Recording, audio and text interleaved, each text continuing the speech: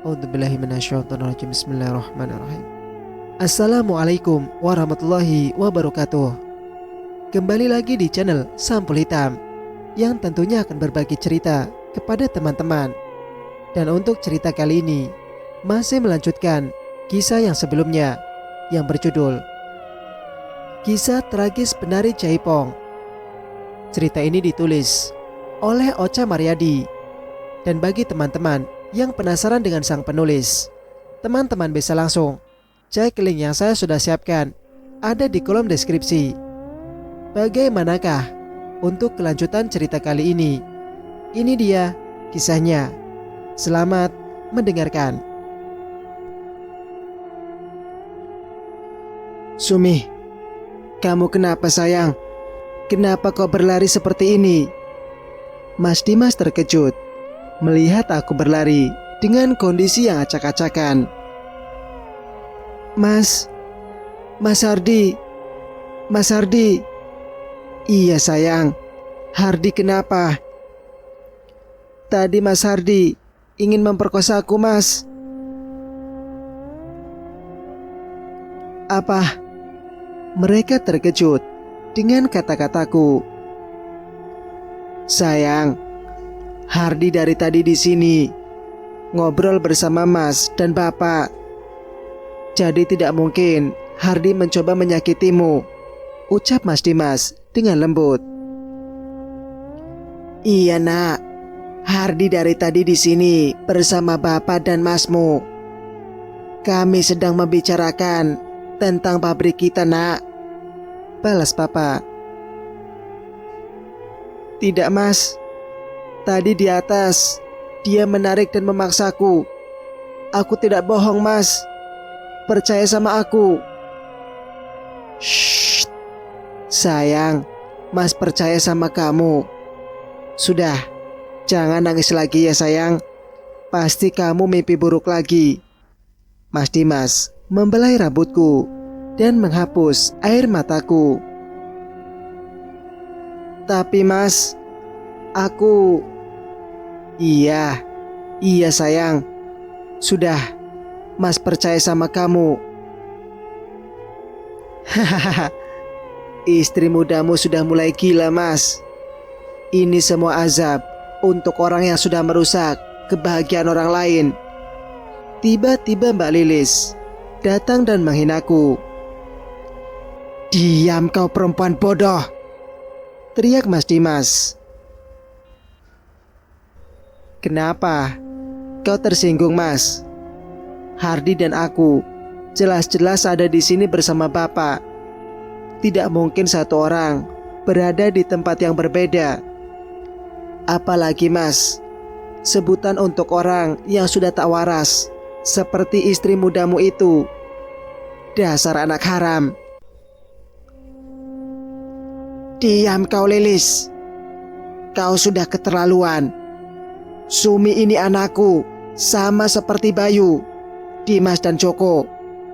Dia bukan anak haram. Dia anakku, bentak Papa dengan mata berkaca-kaca. Mbak Lilis sontak terdiam membisu. Sudah, ayo kita ke kamar sayang. Jangan takut, Mas selalu ada untukmu. Mas Dimas membopongku yang amat ketakutan naik ke atas menuju kamarku. Setelah kejadian itu, Mas Dimas tidak pernah meninggalkan aku sendiri. Ia selalu menemani dan membawaku ketika ia pergi. Hal tersebut membuat Mas Hardi dan Mbak Lilis semakin terbakar api cemburu dan bernafsu ingin menyakiti aku dan Mas Dimas. Tetapi hal tersebut ditunda dulu oleh mereka, karena mereka tidak ingin dicurigai oleh Dimas, terutama kalau sampai Dimas menemui Ki Wongso.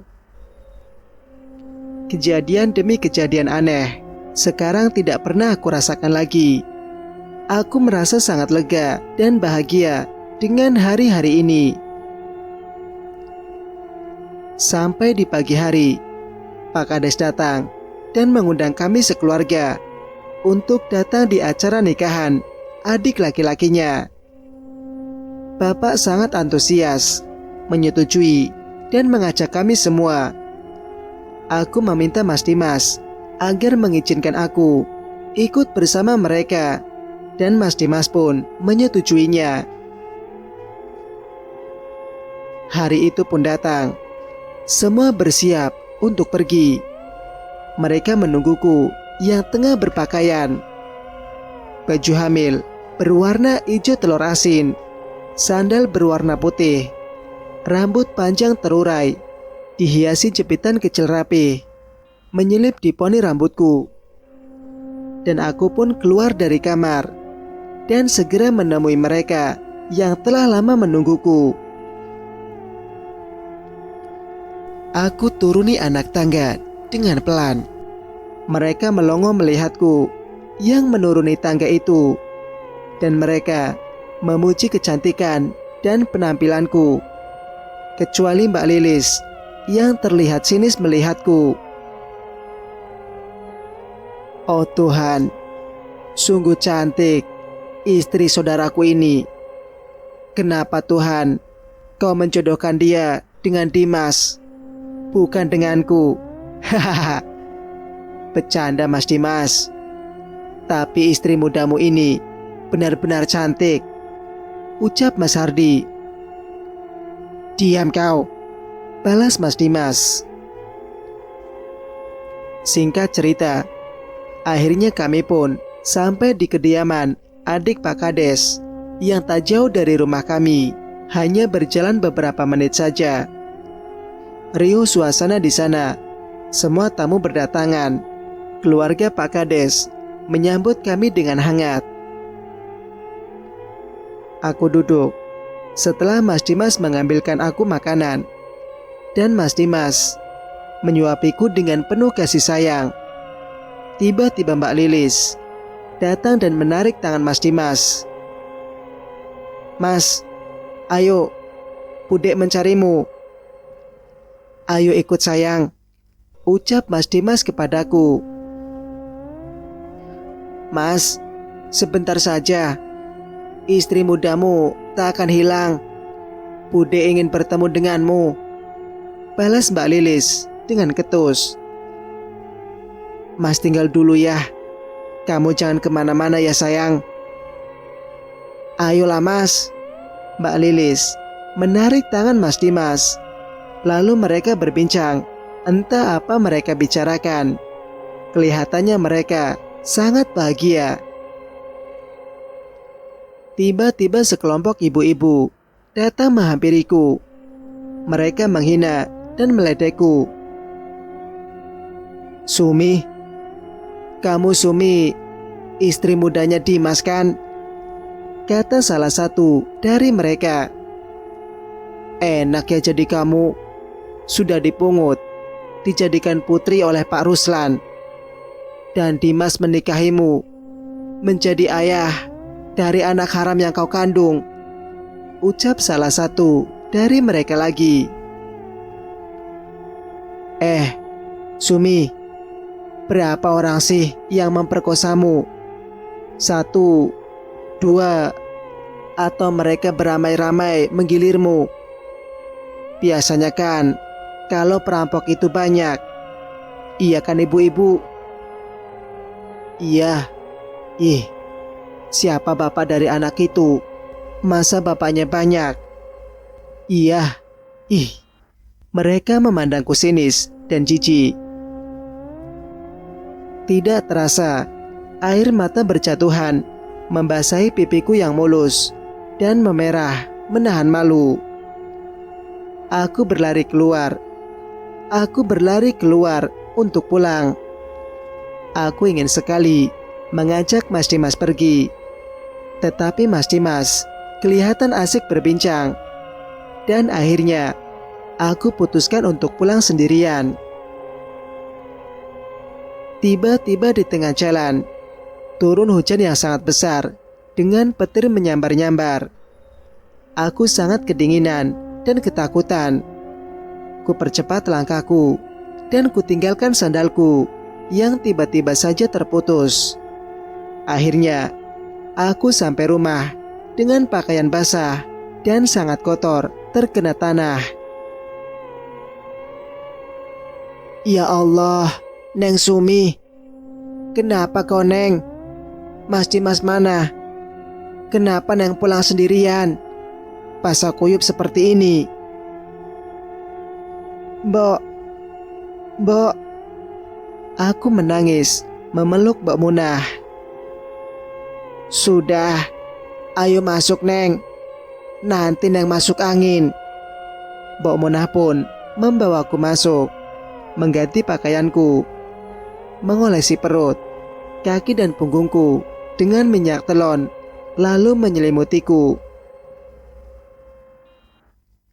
Neng, Mbok bikinin susu hangat dulu ya Neng. Aku hanya mengangguk. Tiba-tiba Mas Dimas datang tergesa-gesa. Terlihat kekhawatiran dari wajah pria tampan itu. Sayang, kamu kenapa sayang? Mas Dimas membelai rambut dan pipiku. Tetapi aku hanya diam membisu. Siapa yang berani menghinamu sayang? Mas Dimas mengelus-ngelus perutku. Jangan sentuh perutku. Sayang, ini anakku. Mas Dimas mengelus perutku. Aku bilang, jangan sentuh perutku, teriakku, dan tanganku mendarat di pipi Mas Dimas. Lalu Mas Dimas berdiri dan berjalan ke arah goloknya. Serak! Mas Dimas mencabut golok itu dari sarungnya. Akan kugantikan setiap tetes air matamu dengan tetesan darah mereka, Sumi. Hilang sudah kesabaranku. Akan aku bawakan untukmu kepala orang yang telah menghinamu, Sumi, ucap Mas Dimas penuh amarah. Mas berhenti. Biar aku balaskan sakit hatimu, Sumi. Tak akan aku biarkan satu orang pun menyakiti hatimu, apalagi sampai membuatmu menangis. Mas Dimas melingkis ke mejanya sampai ke sikut tangannya, dan segeralah melangkah kakinya. Aku bilang berhenti, Mas. Sebuah vas bunga mendarat di kaca meja riasku, membuat kaca itu hancur berkeping-keping. Mas Dimas sangat terkejut dan ia menghampiriku. Sayang, kenapa kau lakukan ini? Kumohon, jangan seperti ini sayang, ucap lembut Mas Dimas. Aku bilang berhenti, Mas. Mau kau apakan mereka? Mau kau gorok mereka satu persatu? Mau kau cincang mereka? Mau kau apakan lagi, hah? Apa semua itu bisa menyelesaikan masalah? Ayo jawab, Mas, teriakku penuh emosi. Tapi mereka sudah keterlaluan sayang. Dan apa, Mas? Yang keterlaluan itu kamu, bukan mereka. Kamu itu sumber masalah yang selama ini menimpaku. Kamu yang membuat saya jadi begini. Kamu yang telah merenggut kebahagiaanku, Mas. Mereka selama ini menghinaku karena perbuatan kamu. Mereka tidak tahu kalau kamu yang telah membunuh, merampok dan memperkosaku. Mereka hanya tahu kalau aku, anak yang ada dalam kandunganku ini, anak perampok, Mas. Aku terus berteriak dan menangis. Maafkan aku sayang. Mas Dimas memelukku dengan erat, sementara aku menolak dengan mendorongnya. Terlihat penyesalan di wajahnya, diiringi dengan butiran-butiran air mata yang mulai berjatuhan. Kenapa kau bunuh para calon suamiku? Mengapa kau bunuh Mas Yusuf? Andai saja Mas Yusuf masih hidup, pasti aku sudah bahagia bersamanya. Ia berjanji akan membawaku pergi dari rumah ini, rumah yang bagaikan neraka ini. Dan siapa biang keladinya? Yaitu kamu, Mas. Sumi, aku mencintaimu, Sumi. Aku tidak ingin siapapun memilikimu, ucap Mas Dimas dengan tangisan. Kenapa? Karena aku cantik kan, Mas? Baik, selama ini wajahku yang menjadi malapetaka bagiku. Sekarang aku akan hancurkan wajah ini. Ku genggam pecahan kaca yang berserakan, lalu aku arahkan ke wajahku. Dan Mas Dimas pun merebutnya dariku. Jangan sayang.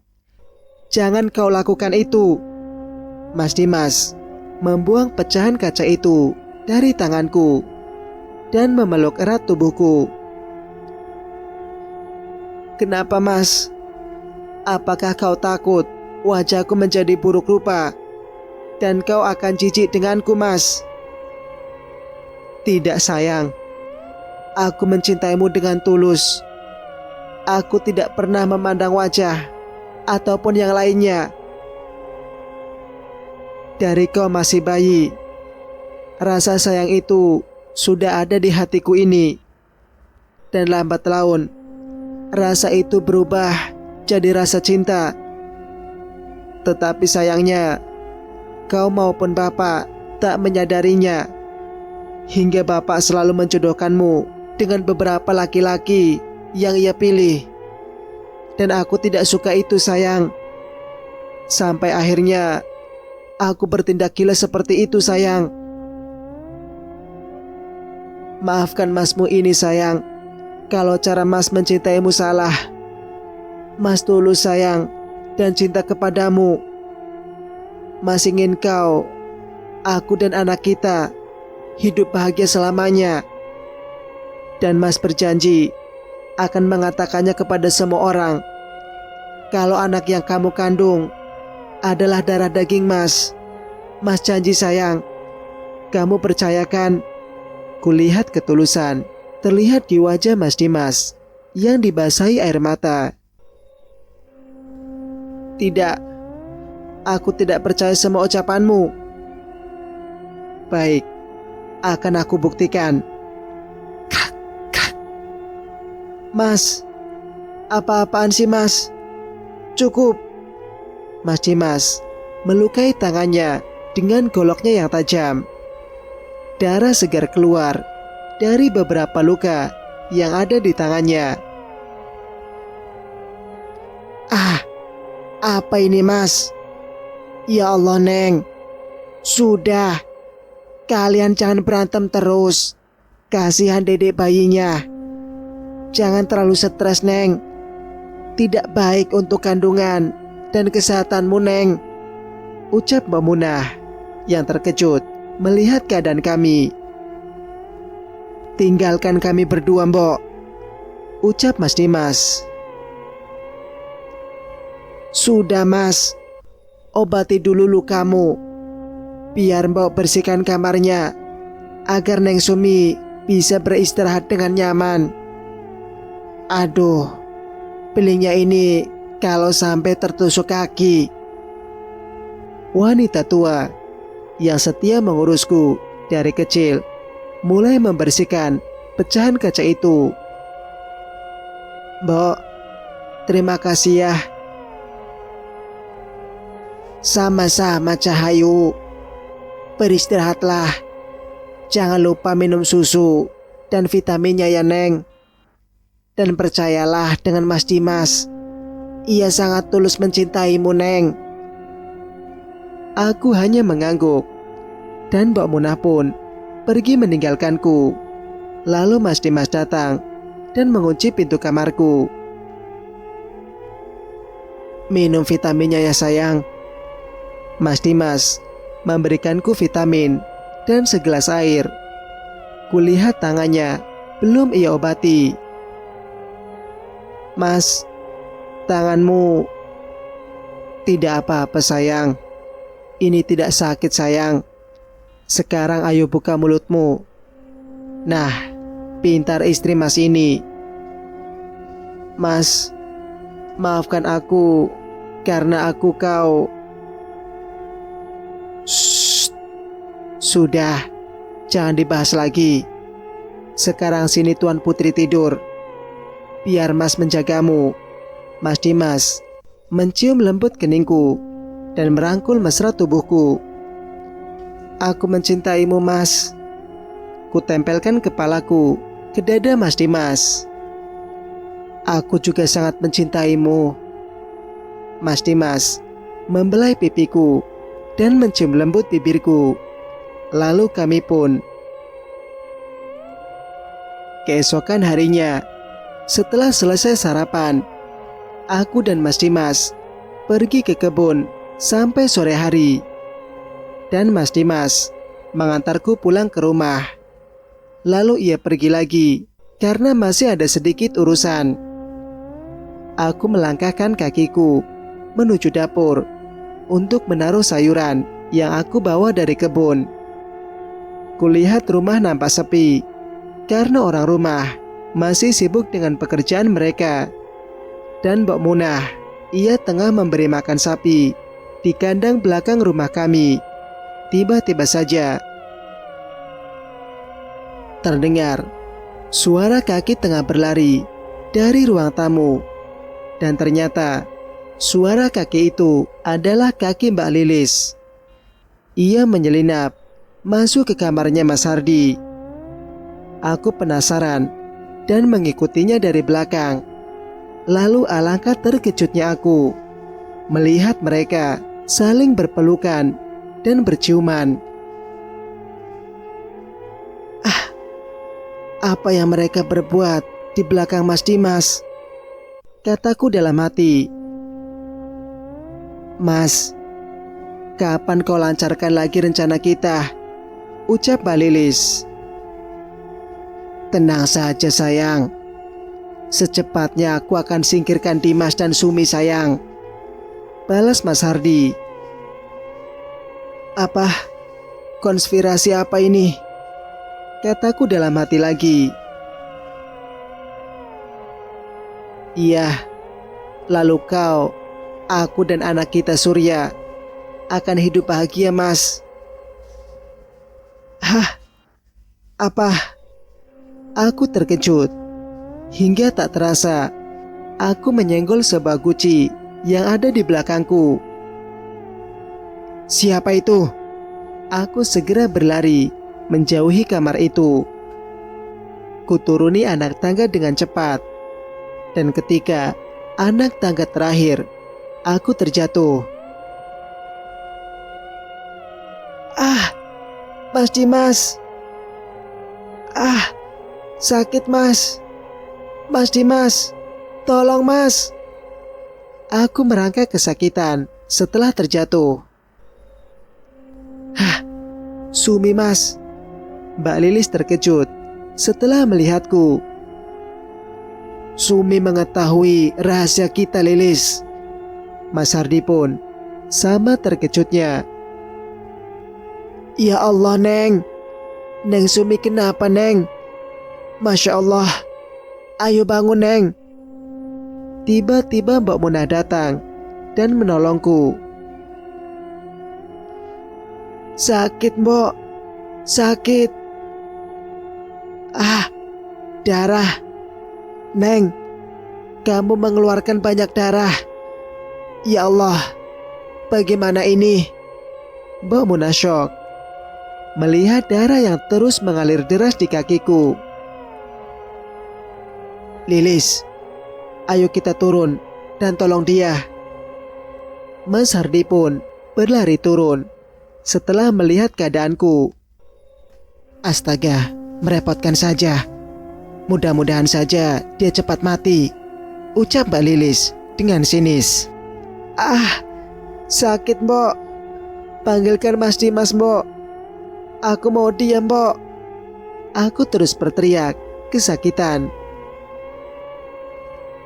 Sumi, kamu kenapa? Ayo Mbok, kita angkat dia ke kamarnya dan segera panggilkan ia bidan atau dokter, ucap Mas Hardi. Tidak, aku tidak mau disentuh olehmu. Lebih baik aku mati di sini daripada kau menyentuhku. Tapi Sumi, aku bilang tidak. Lalu Mas Dimas pun datang bersama bapak. Ia sangat khawatir dan syok melihat keadaanku yang bersimbah darah. Cerita pun bersambung. Bagaimana menurut pendapat kalian?